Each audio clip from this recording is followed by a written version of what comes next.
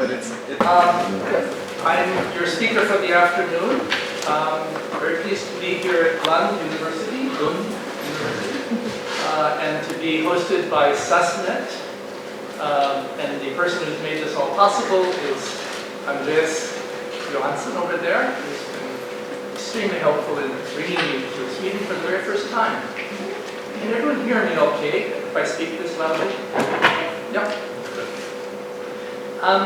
Well, as you can see, my topic today is Buddhist-Muslim tensions in contemporary Sri Lanka. And I'm going to be talking, I'm not going to be reading anything. Well, no, I have one little thing to read. Let me get my one little text out. There's one point where I do want to read something.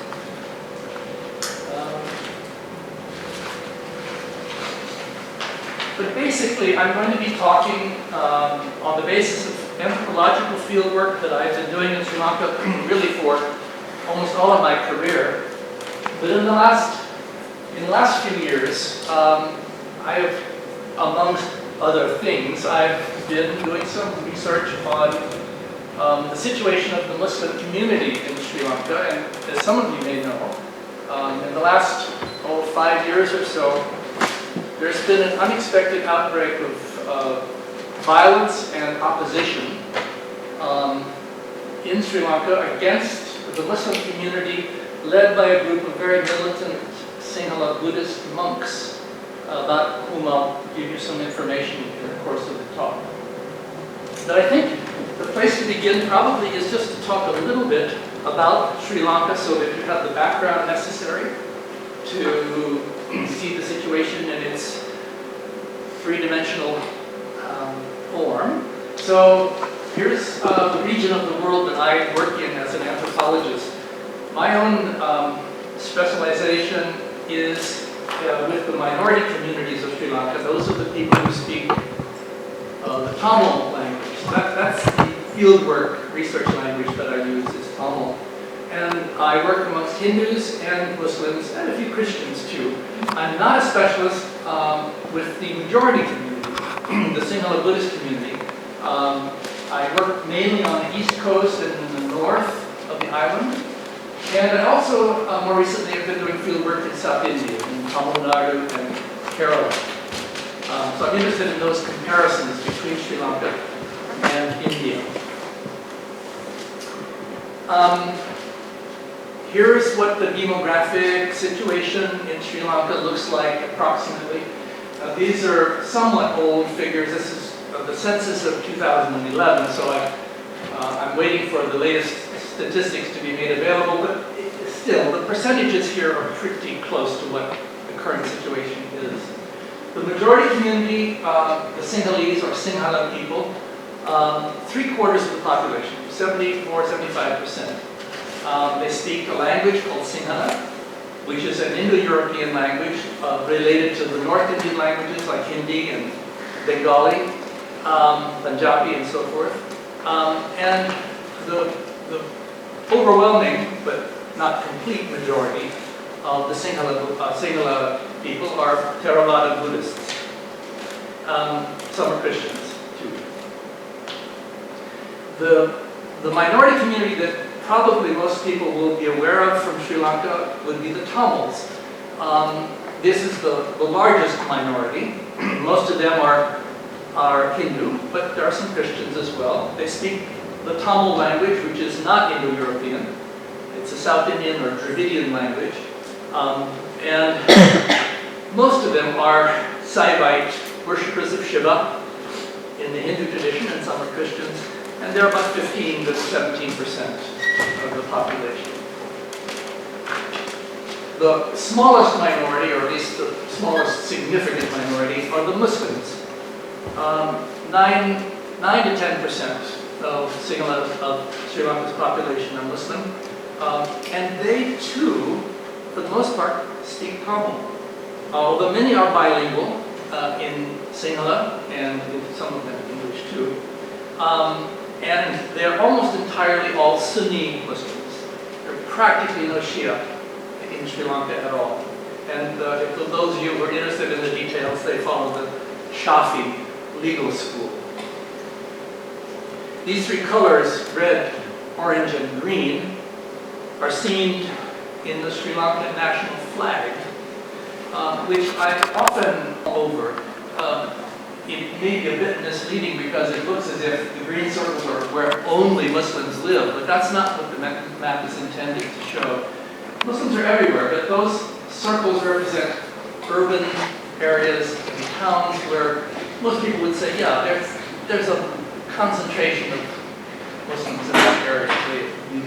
You'd see more Muslims on the street there than you would in other parts of the island. And Colombo, of course, is the biggest. The capital city is where the single largest community of Muslims lives.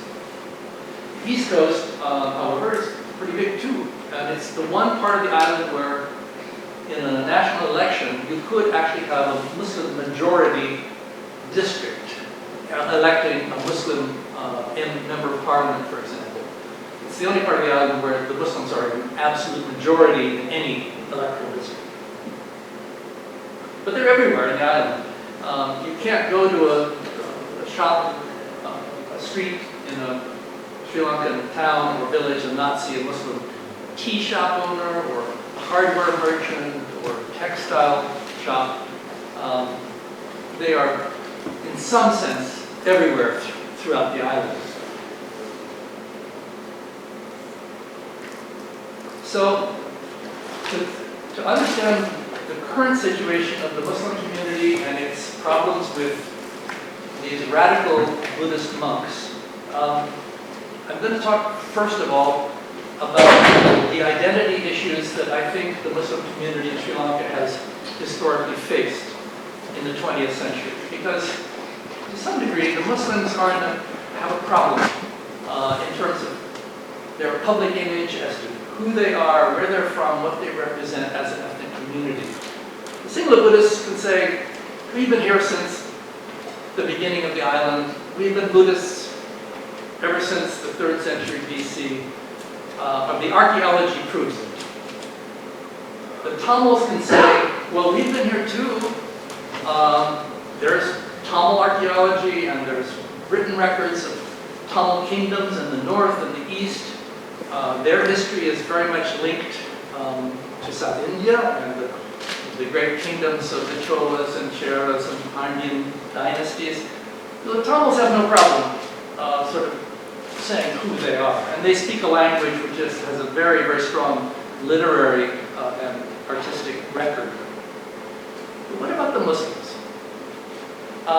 They do not fit quite so easily into this deep history, a narrative that the other two communities can utilize to sort of explain who they are and define themselves.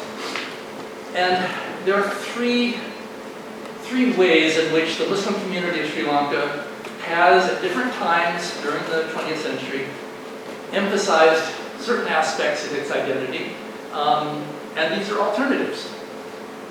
The question would be, well, are the Muslims, are they a race of people?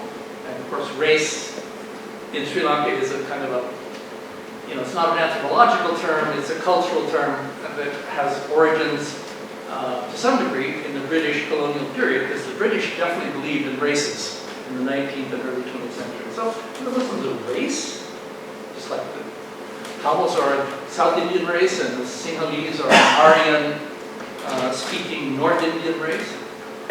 Are they a linguistic group? In which case they'd be like the Tamils. They would define their civilization as a linguistic heritage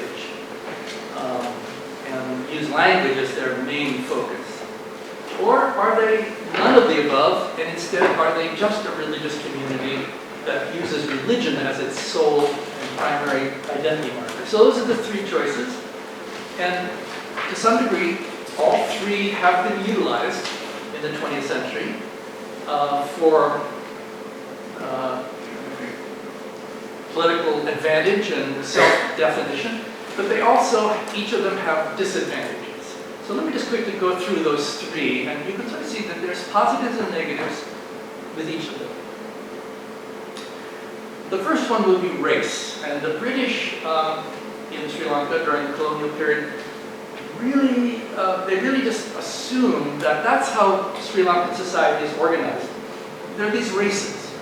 There's the Sinhala race. There's the Tamil race. There is what are called the Malays in Sri Lanka, who are Javanese people brought into Sri Lanka during the Dutch colonial period from Southeast Asia. So there's a Javanese race. There are Berbers. These are mixed race descendants of the Portuguese. So that's sort of quasi-European race. So you could say, well, the Muslims must have a race too, and what would it be? And the choice was clearly that they would have to be considered Arabs. They're Muslims. Some of them, probably not all, but many of them at some point have some Arab ancestry, simply because Arab sea trade across the Indian Ocean was well established in the ancient world and even prior to Islam. There are lots of evidence of seagoing trade between the Middle East and India, Sri Lanka, and on further east to Sumatra, Malaya, and the Philippines. So one choice then was to say, well, we're Arabs. That's who we really are.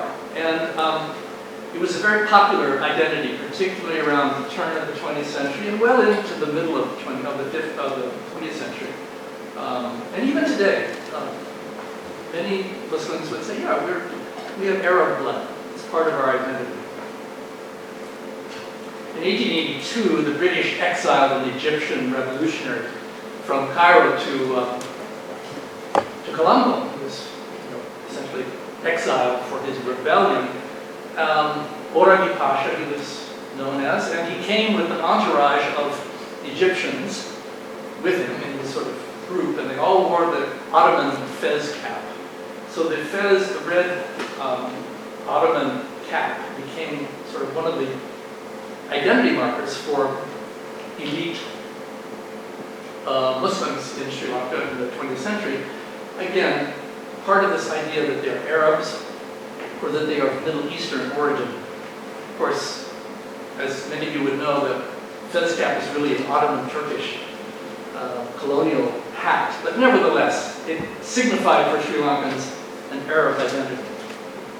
And the Tamil term for Arab, one of the Tamil terms, is Sona, which in the Tamil dictionary means an Arabian or someone from Arabia. So Sona becomes a kind of an ethnonym, an ethnographic name for this community.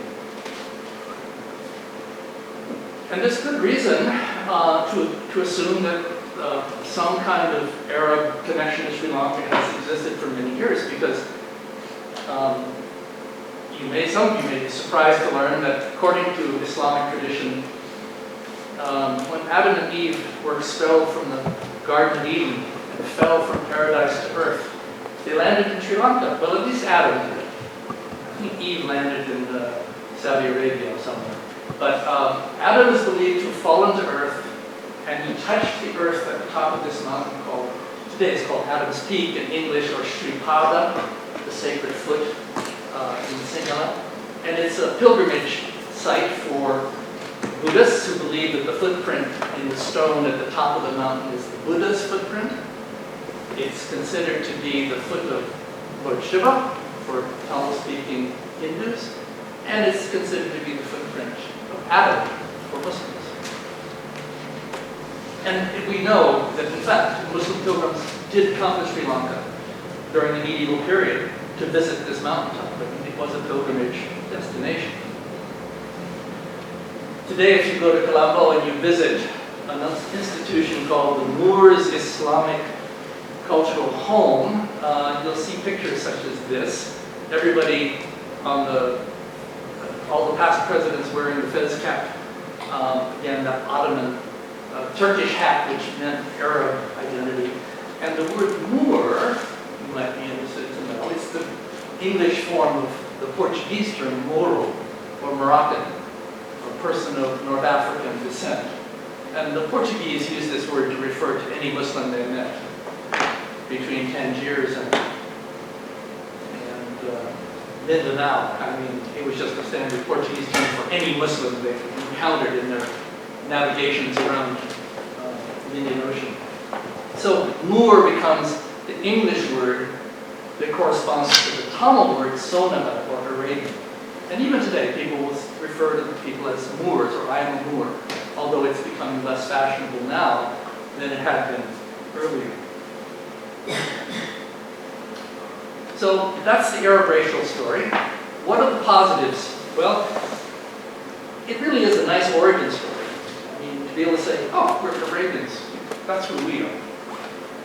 It's very simple and sort of seems to answer the first question that people might have. It also connects the Muslims to Islamic civilization, the Middle East. You know, it's a connection to a great tradition in the anthropological sense of the term. And it had great advantages politically under the British because it meant that they could be a legitimate race under the British colonial regime, and they could get political representation as members of the Arab race. But it had negatives too, and one of the obvious ones is that if you claim to be an Arab in Sri Lanka, you're immediately saying, well, I'm not a local. My ancestors are not from India, not from the subcontinent, not from Sri Lanka. We came from somewhere else. So it's immediately placing yourself in a category of being an outsider. It also has the connotations of the itinerant trader, Arab who would come to Sri Lanka purely to make money, and might not come with a family, and instead would marry a local woman and have children, you know, as a visiting trader. So it has a little bit of the venal trader stereotype attached to it. So those are the negatives. The second possible identity for Muslims in Sri Lanka is one that's extremely popular and successful in South India. This is to simply say, well, we speak Tamil, so we're Muslim Tamils. Just as you are today, you could be today, a Hindu Tamil or a Christian Tamil. Those two identities work in Sri Lanka. You could be a Hindu Tamil, you could be a Christian Tamil, and in South India, of course, you can also be a Muslim Tamil. But in Sri Lanka, Muslim Tamil has been problematic. Even though many Muslims in Sri Lanka have been very actively involved in Tamil literature and Tamil culture, and sort of the connections with the language are very strong in many senses. In South India, the Tamil language itself has almost been deified, and it's shown here in this lithograph of Mother Tamil, Tamil God. The Tamils in South India in the 20th century have become extremely proud of their language, and it's the core of South Indian Tamil linguistic nationalism.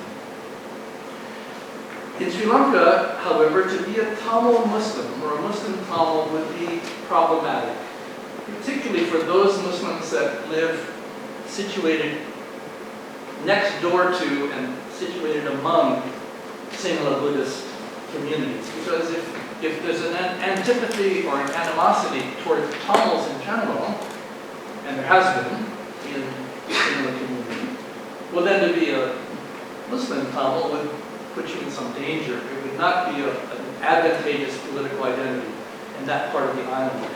So for that and other reasons, the Sri Lankan Muslims in the 20th century flirted with being Muslim Tamils but never fully embraced it. And because of that, particularly during the Civil War, when the Tamil Tiger guerrillas were fighting the Sri Lankan government, the fact that the Muslims did not declare themselves to be Muslim Tamils and did not therefore join the Tamil community politically, militarily, on linguistic grounds of linguistic loyalty. The LTTE, the Tamil Tiger militants, considered this to be cultural betrayal, and they were extremely brutal. to the Muslim community. Assassinating Muslims in their mosques, expelling Muslims from their communities and homes in the north, extremely harsh anti-Muslim policy by the Tamil militants because they were thought to be culturally disloyal to the Tamil language and to the Dravidian language movement. This despite the fact that today in most of the mosques that I know much about in Sri Lanka, the Friday prayer, or Friday sermon rather, is delivered in Tamil. Most rural Sri Lankan Muslims don't read Arabic very well, if at all, but they can certainly read the Quran in Tamil, which is available in translation. So it isn't as if you can't be a good Muslim with a Tamil linguistic heritage to guide you. And if you go to South India, along the coasts, some of these towns that are historically Muslim seafaring communities, such as Kayalpattinam and Kirikare and Nagu, you'll see mosques that are amazingly similar to Hindu temples. The architecture is Dravidian. This is a mosque, not a Hindu temple, and yet the pillars and the granite columns are clearly inspired by the South Indian Hindu Dravidian architectural tradition. And if you're a Muslim in Sri Lanka and have the money and the inclination, there are many shrines along the coasts of South India that attract Muslim pilgrims. Shrines that house the bodies and tombs of Sufi saints of one kind or another. And these are places that throughout the last 1,000 years or so, Muslims from Sri Lanka have periodically gone on pilgrimage. So South Indian Tamil identity is plausible and is important, and the South Indian heritage on the Islamic side is quite strong.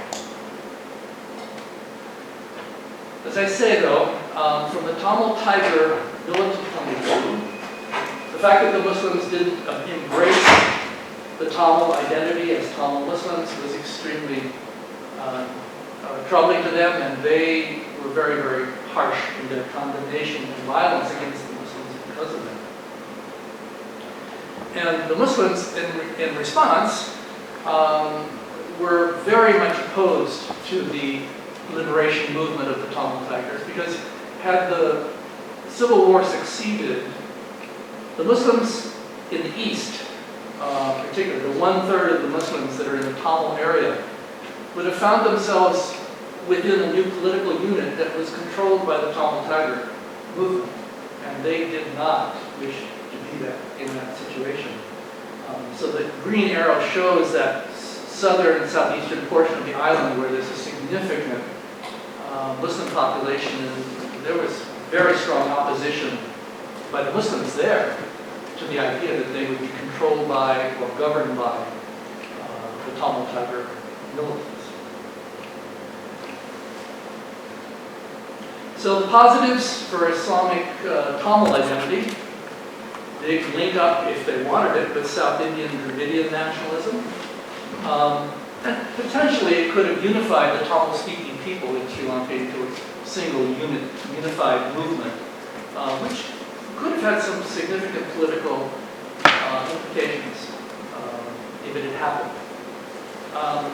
And it reflects the true importance of Tamil to many, many Sri Lankan Muslims. They really do, in my experience, many, many Muslims, they read the Tamil newspaper, they watch Tamil movies, they recite Tamil poetry, they live linguistically in Tamil, even though they don't want to call themselves Tamils. The negatives, of course, historically, is that one of them is that the Tamil elites in the island, largely high caste Hindu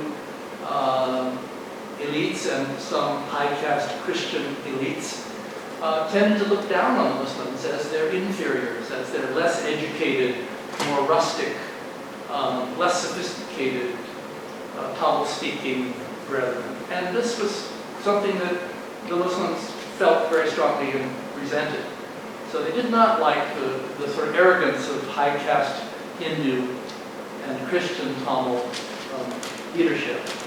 And as I say, practically speaking, it would have been dangerous and risky to self-proclaim yourself to be a Muslim Tamil when you're living in a Sinhala Buddhist community that is having hostility toward Tamils in general. So, what has happened in the 20th century, and it is now the predominant strategy of the Muslims ever since the latter half of the 20th century, is to say, okay, we used to be Arabs, we could have been Muslim Tamils, but what we really are is just Muslims. Let's make the religion itself our identity. And they therefore have become, through their community leaders at least, an ethnic community that defines itself exclusively through their religion. And this has its problems too. I mean, there are even smaller Muslim minorities that are not Tamil speakers. Very small, but they do exist. They're the Malays. There's a few Gujarati Shia communities in Colombo. They're very small groups, but technically they're Muslims too. But they're not the people that you think of today as members of the Muslim community in an ethnic sense. In 1981, and even today, a political party came into existence, the Sri Lankan Muslim Congress, about which my colleague Andreas Johansson is the world's expert. This is the man who will tell you everything you need to know about this political party. His PhD thesis is all about it. This is a poster showing the flag of the Sri Lankan Muslim Congress. And the tree on the picture is the ballot symbol. So when you go to vote in Sri Lanka, if you can't read or write, you vote for the elephant, or you vote for the Bo tree leaf, or you vote for the tree, or whatever the symbol happens to be that identifies your political party. And the tree is the symbol for the Sri Lankan Muslim Congress. So if you're a Muslim, that's the label you really want to be called by. It definitely draws attention to your religion. All Muslims are part of the Ummah, the world unity and collective identity of Muslims throughout the world. That's the Ummah. When you pray as a Muslim, it's always better to pray in a group rather than individually. And particularly on Friday for the noon prayer. And this Muslim identity, I would argue, has become now part of the circumstance under which the current tensions between Buddhists and Muslims is playing itself out in Sri Lanka. Because in the latter part of the 20th century and the 21st century, like everywhere in the world, Muslims in Sri Lanka are feeling the effects of an enhanced global Islamic awareness. There are lots of strong sort of religious currents in the Islamic world that seek to promote Islam and to make the world's Muslims better in some sense of the term. And so there's strong pressure to conform to a more unified idea of what it means to be a Muslim, how you should dress, how you should behave. All of this has made the Muslims in Sri Lanka, I would argue, more visible. Muslims who have lived there for hundreds of years but who wore traditional clothing now may be wearing something that looks more Middle Eastern or different from what their parents had worn. The hijab, women's dress in particular, which is largely now defined as a more Saudi Arabian style of dress. The niqab, which is the full face veil. A white robe for men, tob, lots of bushy beards for men and so forth. So dress and personal appearance has become for many Muslims, more explicit and more distinctive. There's more gender segregation than there used to be. Men and women separated more visibly and more strictly in public. Dietary rules are being observed more strictly than they had been before. So halal meat, for example. Not that Muslims ever wished not to eat halal meat, but now it's a bigger deal. Mosques are going up, often funded by money from Middle Eastern sources. Some say with an agenda influencing the type of preaching that goes on in the mosques. There's a separate Muslim school system funded by the government, but it's exclusively built for the Muslim community, and this is not new. This has been going on since independence, but it nevertheless stands out because it's the only school system in the island that follows a different academic calendar.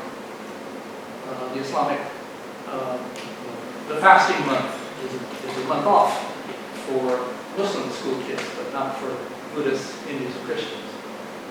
And of course, there's many new seminaries or madrasas for training Muslims in the formal aspects of their religion.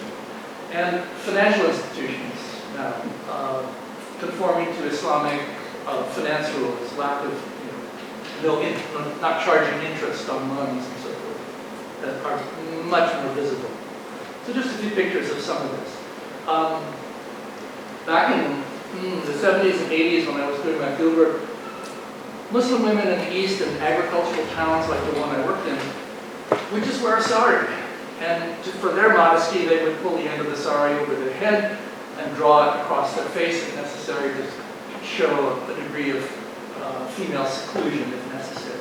And many women still do that. I'm not saying that it's gone. In fact, older generation women still often do it everywhere in Sri Lanka. But the younger generation now are more often seen looking like this.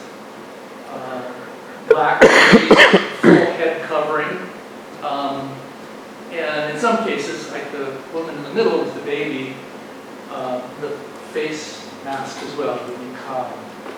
Now the woman on the right in green, this is a family I've known for 30, 40 years, and when I first met that woman, before she was even married, she wore a sari.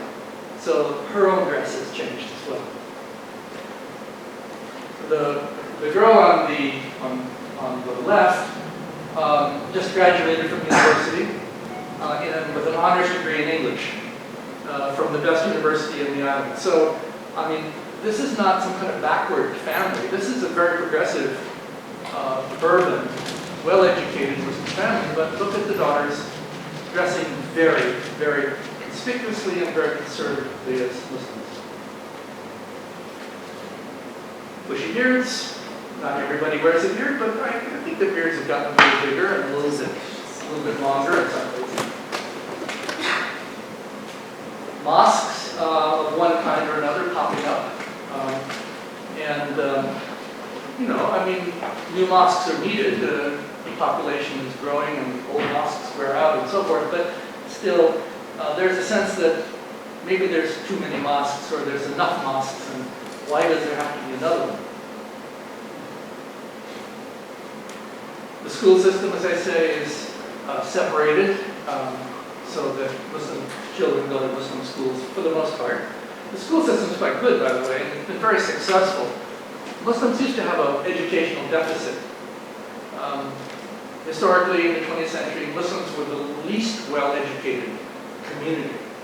And with the availability of the Muslim school system with Muslim teachers, Muslim kids have caught up. They're not behind anymore. So it's been a very successful educational system for the Muslims. But it does have the disadvantage that it segregates Muslim kids from Hindu and Buddhist and Christian kids. And I think in the long term that could be a real problem for the society. Older generation Muslims who went to school before the school system was segregated tell me that they still have classmates, people that they met in school from other communities with whom they stay in touch.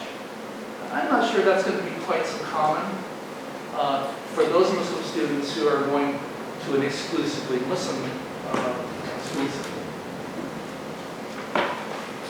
And then there are the madrasas. These are the Muslim training schools, which are much more conspicuous now than before. You hear the madrasa students sort of marching through downtown. This is Gaul Fort, actually, southern Sri Lanka. Here's the financial services, al-falah, banking system, a kind of Islamic banking system that didn't exist before. Perhaps one of the most controversial and rather humorous things that has been talked about in the media, the Muslim media particularly, is this town on the eastern coast of the island that is 100% Muslim virtually. And the city fathers decided that they would import date palm trees from the Middle East and plant them in the main street of the city as a statement of sort of their hyper-Islamic identity as Muslims, Muslim palm trees from the Middle East. Some people think this is very proud of this. Other people say this is kind of funny and ironic and embarrassing. So that's the third and the current emphasis in Muslim identity. As I said, the positives are that it unites Muslims theoretically as members of a common global ummah. It does have the possibility of overcoming class differences and regional differences within the Muslim community. As you sort of see the common identity of religious identity being a unifier. Pragmatically speaking, the big advantage during the Sri Lankan war, which ended in 2009, the big advantage there was that it was a clear statement that we are not Thomas. So don't shoot at us. Don't consider us your enemy. Negatively, I would say that calling yourself a Muslim and nothing else conceals your ethnicity to some degree. Because Muslim really means now, I am a Tamil-speaking Sunni Shafi Muslim that has this identity as being a descendant of Arab traders. So you're using a religious term to conceal something that's bigger than just your religion.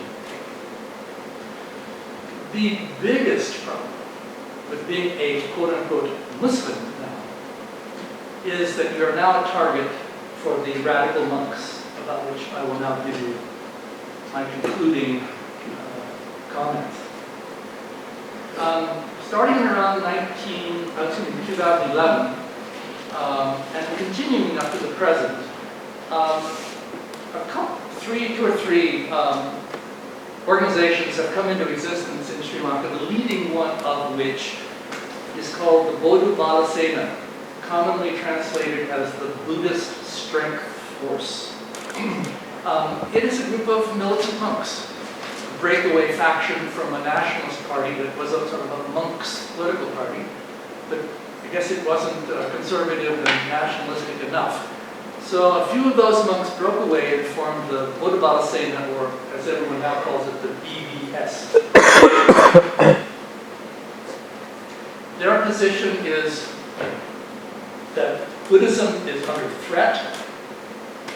And by Buddhism, of course, they really mean Sinhalese ethnic Buddhism. It's the Buddhism of the Sinhalese people. It's not Buddhism in general. They're not fighting for Zen Buddhism or Tibetan Buddhism. They're fighting for Sinhala Theravada Buddhism in Sri Lanka. That's what it's all about. The leader of the group is a very pugnacious monk, the Reverend Galagoda Gnanasara Teru, who is often seen on the television scolding politicians and making threats of one kind or another. And he is sort of the leading figure in the BBS. There are several other smaller organizations that share much of the same ideology as the BBS, but I'm just going to talk about BBS as the typical problem. Many of you may have also heard recently, over the last year, couple of years, about similar developments in Burma or Myanmar. where the Buddhist majority Burmese are now having problems toward their Muslim minorities, the Rohingya and other Muslims in Burma. And the monk who sort of stands out in that Burmese organization is this fellow, now shown on the cover of Time magazine a few years ago, Ashin Biratu. His organization is called the 969 movement, and 969 has a significance in Burmese. And so he's sort of like Jnanasara Theru in Sri Lanka. He is sort of the face of the Burmese monkhood against the Muslims. And for a year or two, people were wondering whether there was any connection, any contact, any communication between the Sri Lankan radical monks and the Burmese radical monks. This was definitively shown to be true in 2014 when the Sinhalese DBS monks invited the Burmese monk to fly from Rangoon to Colombo and be the guest speaker at their big religious convention in Colombo. So it's clear these are organizations that are definitely in touch with each other and are making common cause. One of the places where the anti-Muslim sentiment has shown itself very strongly is in, surprisingly enough, archaeology.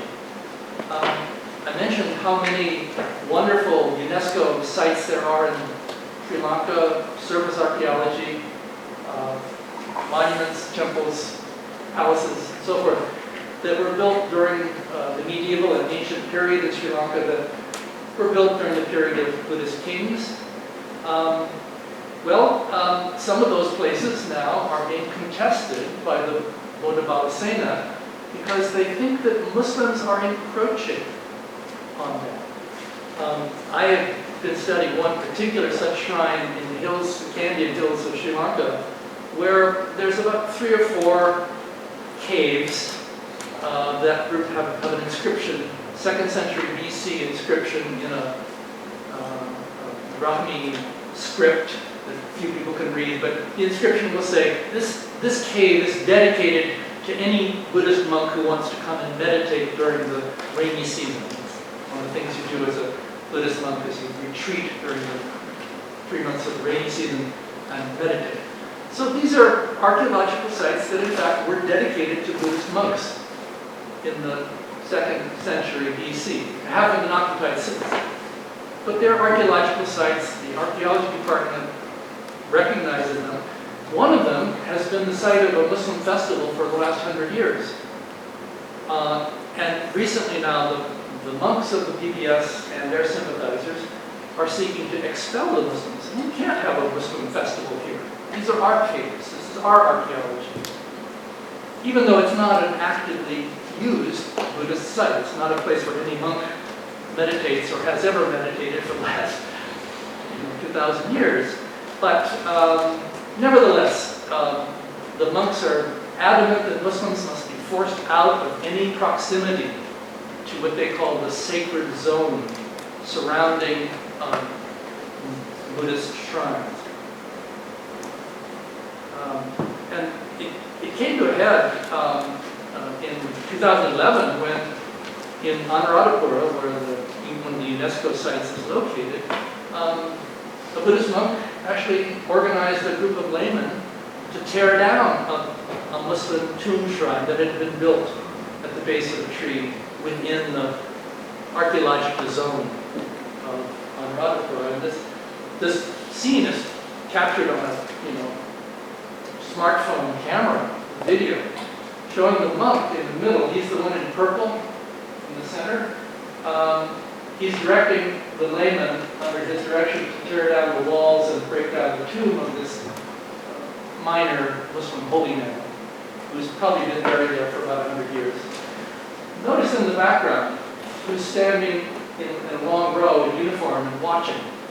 That's the Sri Lankan police, who made no effort whatsoever to intervene, to stop this. So clearly you have an example here of some kind of anti-Muslim activity that's being condoned by political authority and directing the police not to intervene. One of the things that happened early on in the campaign against the Muslims was a campaign by the BDS to eliminate the halal certificate that appears on foodstuffs and some consumer items in Sri Lanka, indicating that the meat or product is certified as safe and appropriate and religiously approved consumption by Muslims, halal. So the BDS and their sympathizers launched a rather unexpected campaign suddenly, arguing that nobody who's not a Muslim should have to buy any product that is marked halal. I mean, if you're not a Muslim, why do you eat halal? And besides, who's paying for halal? Doesn't it cost money to put the halal stamp on your frozen chicken or your toothbrush bristles or whatever it happens to be, your underarm deodorant? I mean, there are a lot of toiletries that were also marked as halal. So there was a campaign to basically change the whole halal regime, and it was successful. It resonated. People felt like, yeah, what's halal? That's nothing Sinhala Buddhist about that. So they have not changed the halal certification so that the logo does not appear on the products, and the public is supposedly not paying the cost of the halal certification. The halal thing was just came up so quickly that the Muslim community was quite unprepared for it, and I think completely bewildered. I just wasn't expecting. No one had talked about halal as an issue until all of a sudden the BDS made an issue of it. Things got worse, and in June of 2014, in the 100th anniversary, practically the 100th anniversary of some of the worst rioting in Sri Lankan history between Sinhalese and Muslims that occurred in 1915. So almost in 2015, some serious violence, mob violence occurred that looked like it was really heading in the wrong direction. This occurred in a town south of Colombo called Lund, where mobs of Sinhala rioters burned down several hundred shops and homes of Muslims in the community. And again, the police were very slow to suppress the violence. So this was really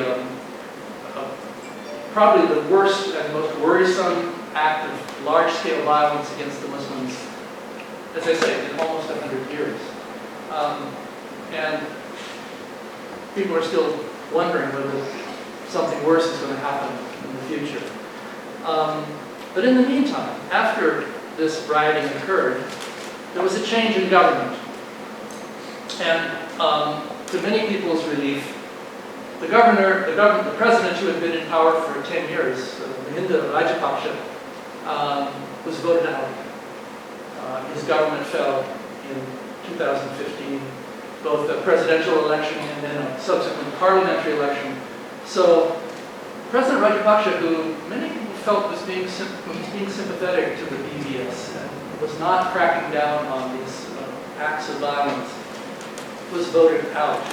And with him was voted out his brother,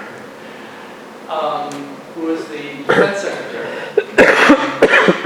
Gotabaya Rajapaksa, younger brother of Mahinda. And he was thought to be even more sympathetic to the radical monks. He appeared at dedication ceremonies for the headquarters building of the BDS and so forth. And so the whole government, with its strong nepotistic tendency to have every member of the Rajapaksa family given some kind of cabinet post in the government, they were voted out democratically in a surprise victory by the opposition. And it was seemingly an extremely important political change. So now the government in Sri Lanka is led by Bodu Bala Sena, and in a large sort of unity government, coalition government, that brings together several of the political parties in a unified alliance. And so far, it appears that Sri Lanka is making a decent effort to reduce ethnic tensions, to recognize the rights of the minorities, and to overcome some of the excesses of the Rajapaksa government. And I'm not going to talk any more about the details of the current government. I think maybe some of you in the audience probably know more about that than I do. But at least it's a promising and positive development, I think. And everyone who wants to see more unity and more freedom and more rights for all of the minorities in Sri Lanka, I think, have their fingers crossed that this new government is going to follow through. They're talking about writing a new constitution, and so far it's a major improvement over the years when the Bodu Bala Sena was given pretty much free rein by the government. So I'm going to stop there. I think I've said enough to generate some questions, I hope, and some discussion. So, Duck, and I would love to have questions and comments from you.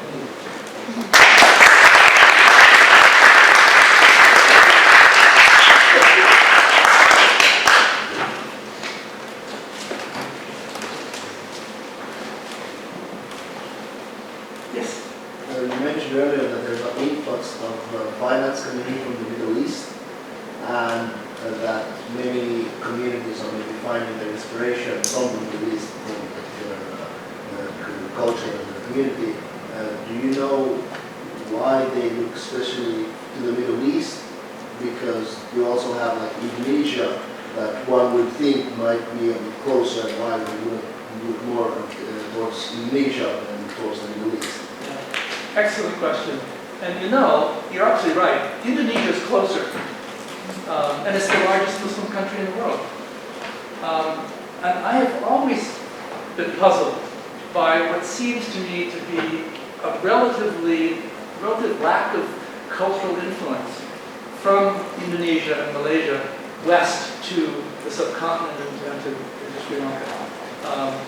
But I can't explain why that hasn't been such an important influence, but I think, help you understand why the Middle East is pretty important. The Middle East is, of course, the source of Sri Lanka's oil. It's also the source of a tremendous amount of remittances of money that's sent back to Sri Lanka by labor migration from Sri Lanka to the Middle East. Many poorer women are employed as housemaids in the Middle Eastern countries, in the Gulf, in Saudi. They go on labor contracts and remit funds back. Sri Lankan men go as construction workers. Sri Lankan professionals, accountants, or technologically trained people, and technicians from Sri Lanka are employed in companies in the Middle East. So there's a lot of traffic, a lot of travel from Sri Lanka to the Middle East. And so that too is part of the situation. People coming back from the Middle East, perhaps having seen what they think is a more Islamic world and wanting to emulate it, or seem to be more sophisticated as Muslims. Yes, the third thing I would say is that, and it's not exclusively Sri Lanka, I think it's found, I'm sure, in Europe and certainly found in other parts of the world. There are Saudi and Gulf-inspired missionary organizations who actively wish to propagate the Middle Eastern brand of Islam. And it's very easy to find traditional Muslims in Sri Lanka grumbling and complaining about all the sort of the missionaries and preachers and proselytizing organizations that seem to be conveying a Wahhabi, Salafi, or very conservative fundamentalist Islamic message. And there's some truth to it. I can't document it all, but political and religious organizations that are explicitly fundamentalist or Tawhid-oriented organizations are found in Sri Lanka. They're very active. So that's the other channel I think that's causing. Yes, and back. Has the rise of ISIS affected the relationship between the Muslim and Buddhist society? Absolutely. The Bodu Bala Sena, it's not just ISIS. Let's count all the different terrorist organizations that are in the newspaper and in the media. The Taliban, okay, Boko Haram, ISIS. All of these organizations are, part of the media world in Sri Lanka. Everybody reads about them. Everybody sees about them on the television. It's an extremely uncomfortable position to be in if you're a Muslim. And the Bodu Bala Sena accuses the Muslims of Sri Lanka of being potential terrorists. These are jihadis in our midst. And anything that ISIS does is part of the accusation against all Sri Lankan Muslims. Now, it's rubbish, but it's definitely part of the media reality. The government at one point also banned Al-Qaeda and Taliban in Sri Lanka for some reason. There's no Al-Qaeda or Taliban, but I think they passed a law that banned these groups. There have been, even during the Sri Lankan Civil War, in order to sort of keep the Muslims from being too uppity, some pro-Sinhala spokesmen and organizations would hint that there were sort of jihadi terror squads hiding in the coconut groves of Sri Lanka somewhere, and they were going to jump out and attack. And this was, of course, extremely intimidating to the Muslim community. The last thing they want is to be labeled jihadis or terrorists, which they're not. They see themselves as being vulnerable.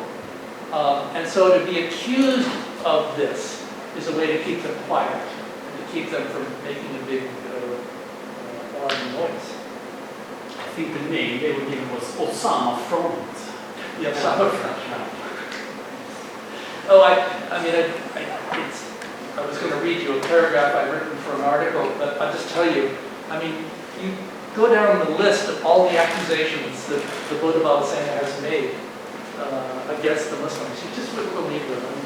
They object to women's clothing, which some of them say reminds them of a gunny sack monster, Goni Billa. There's a Sinhala expression where you scare the children with an imaginary monster who's dressed in a cloth sack. So that's what hijab is likened to, a gunny sack monster. Islam is accused of cruelty to animals.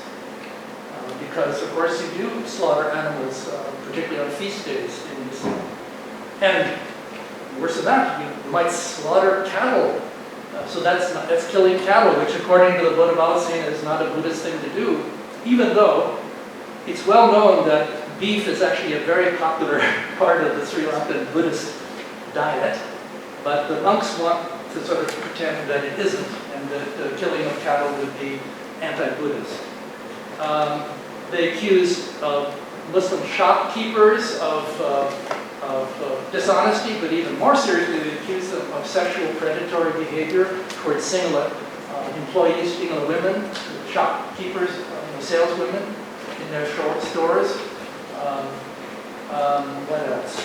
They accuse the Muslims of seducing their women to force them to convert to Islam. There's another one, which is there's an accusation that the Muslims are growing in such numbers demographically that in just a few more years the Muslims will be a majority community in Sri Lanka. Now they're at what, 9%, 10% max? But the Bodu Bala Sena says, no, another 10 years, the Muslims will be a majority of the island. And so we have to prevent that. Meanwhile, they say the Muslim merchants are suppressing the birth rate of Sinhala Buddhist women. How do they do this? By selling, underwear, panties, and so forth for women that's or suffused with contraceptive chemicals, so that Sinhala women can't have babies. It's also put into the milk powder, they say. The one that is so, I just can't begin to understand where this could possibly come from.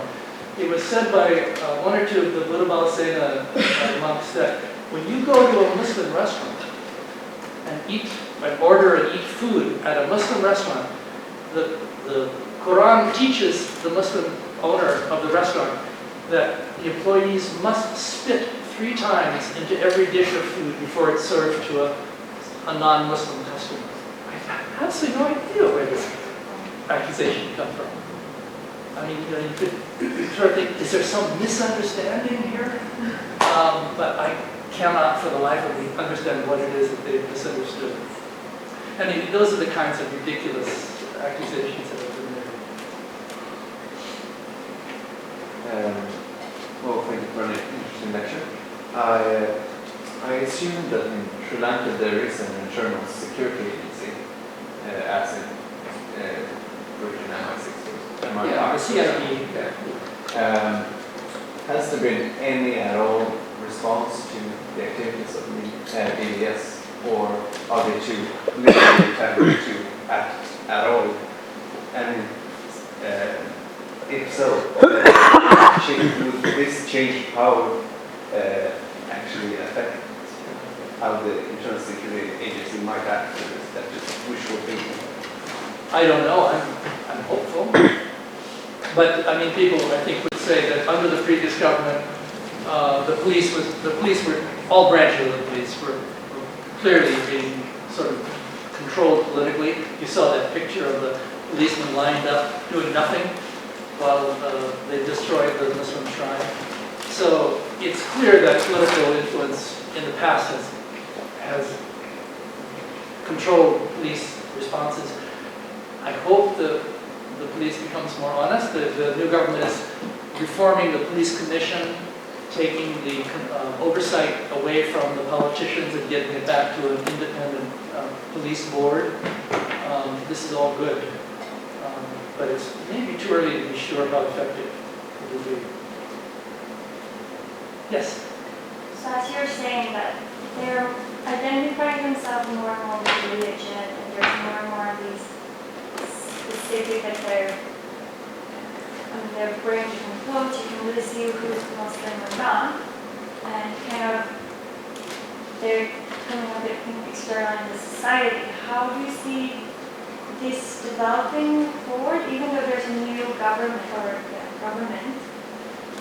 but then you have the Muslims clearly being, because their religion, Muslims, while you see Sinhala people and Tamil people and Christian people mixing more and more in Sri Lanka today, while the Muslims are taking.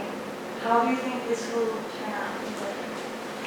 I don't know, but I am aware, just from both talking to people as well as some awareness of what I see on the Muslim listservs that I read, there has been quite a bit of introspection and self-examination within the Muslim community. And some sort of members of the Muslim intelligentsia and professional groups are saying, maybe we are to blame a little bit for allowing our religiosity to be so conspicuous. Do our women really have to wear black? Okay, if you insist that the Muslim woman has to wear hijab, well, couldn't it be pastel? Couldn't it be maybe blue or pink? Why does it have to be black? Which is, of course, very much a kind of Saudi Arabian inspired rule in black. You don't wear pink hijab in Saudi Arabia. So these kinds of discussions, and then the joke about the date palm trees growing, in the street. I mean, there were several exchanges that I followed where it's the Muslims who were saying, why do we do these silly things? And then other people saying, we have every right, it's our civil right to plant date palms and to wear clothing of our religious choice. I mean, so you could take a very principled sort of position for your civil rights and your religious rights, and you don't have to change your clothing to please anybody else. And then the pragmatic view being, well, come on, if it's just as modest for a woman to wear a sari, and your grandmother always wore a sari, well, why does your daughter have to wear black? So that's a conversation that's going on. It may take a long time for that to see how that evens out. Because I've been living in Sri Lanka for 1 year, and what I'm impressed by the country where I lived is that Tamils, Christian, Buddhists, and Muslims were quite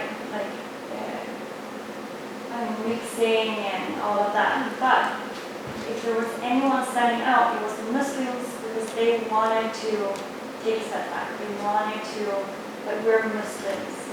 We marry within our religion. We go to Muslim schools.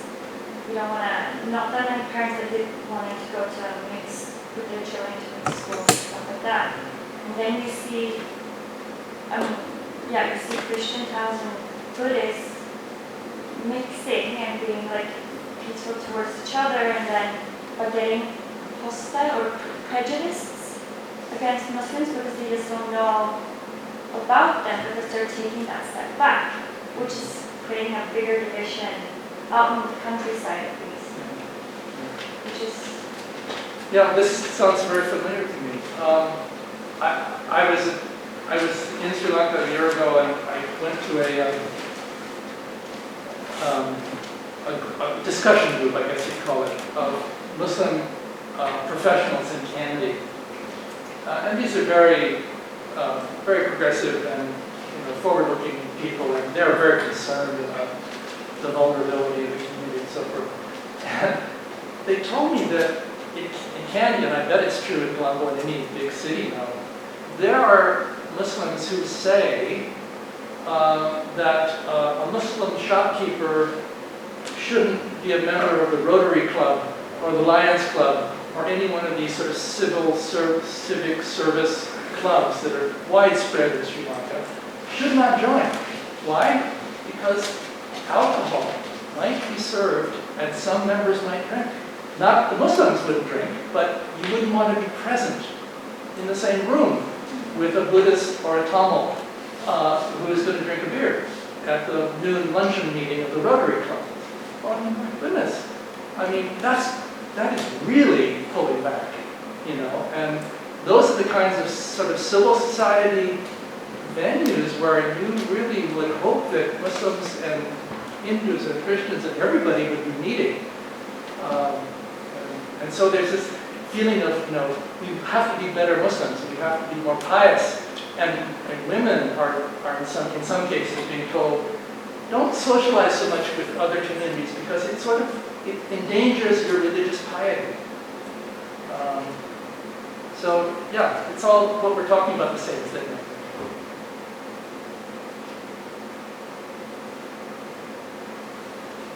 Yes?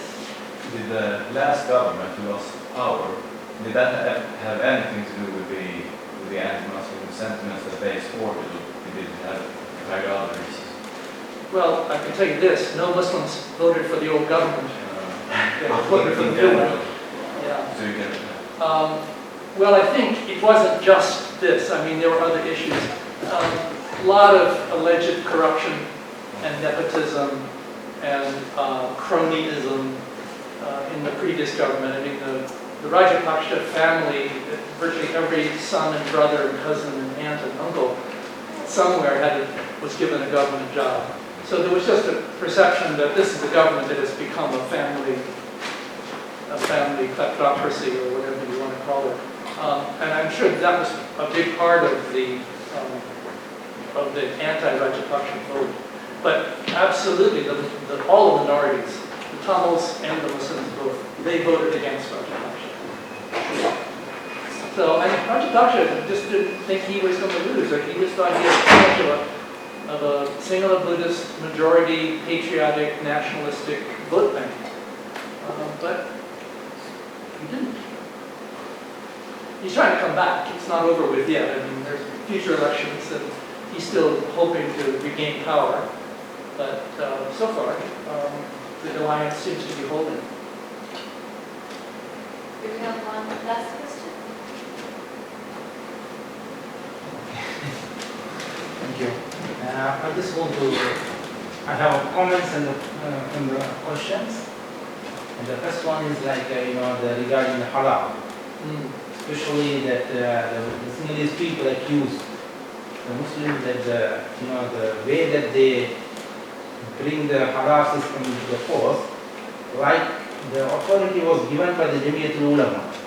So they don't have any kind of authority to issue. So this kind of thing the process didn't come through the state.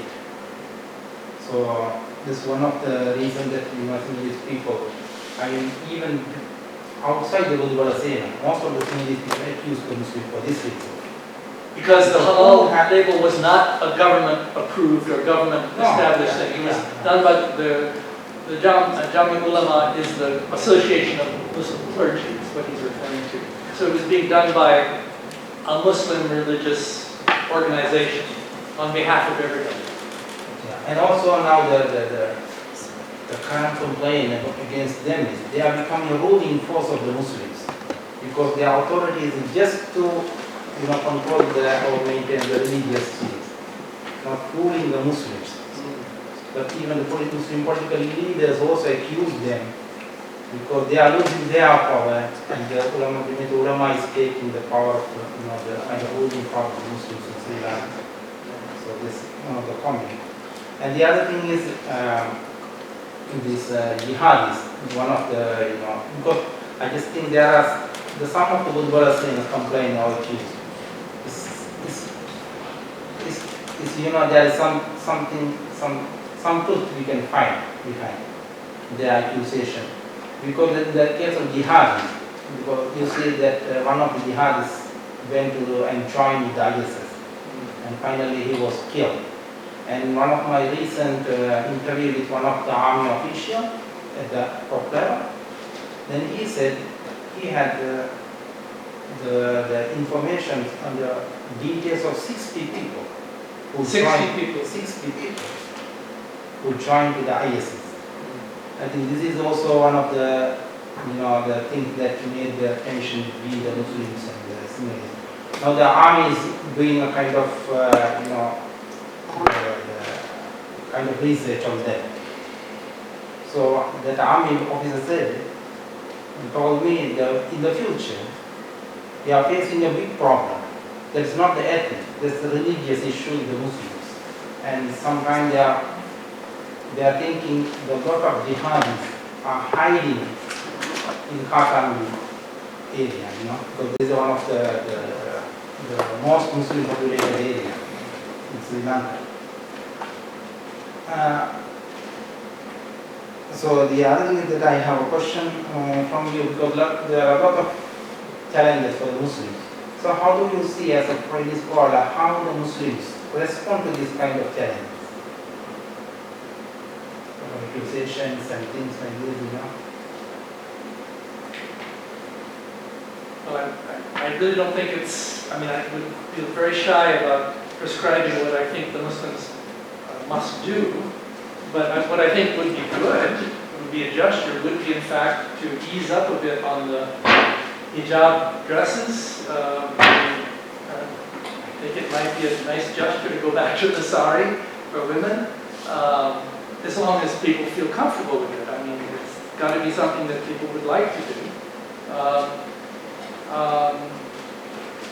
I guess I feel that since I've been working in Sri Lanka since 1970, a time when Sri Lankan Muslims seem to be perfectly happy and content practicing their religion in a traditional way, I'm not sure that I see it has to be changed. I mean, I think the way the grandparents had dressed and behaved could be perfectly valid for a Muslim community, and that would be more familiar and less threatening, perhaps, publicly. And I don't mean to sort of blame the Muslims exclusively for this. I mean, clearly the majority community too has to understand the forces at work. So I'm shy about giving you the answer because I don't know if I really know the answer, but I guess I'm trying to identify some signals that might indicate a more moderate position in terms of expressing your religion in a way that seems to be frightening or threatening in somehow to the majority community. There's a kind of recently emerged, I think just in 10 years. Because even when I was at the university in 2003 or 2004, because many of the girls that they just come like a normal dress, not this the black one. But later on, a lot of people forced them, especially the recent Ulama Council leader, that he has a lot of members in all the areas, So throughout them, it's a kind of push for the girls and always preaching in the mosque, okay, you should wear like this, something like this. Always the preaching is again about the behavior of the women.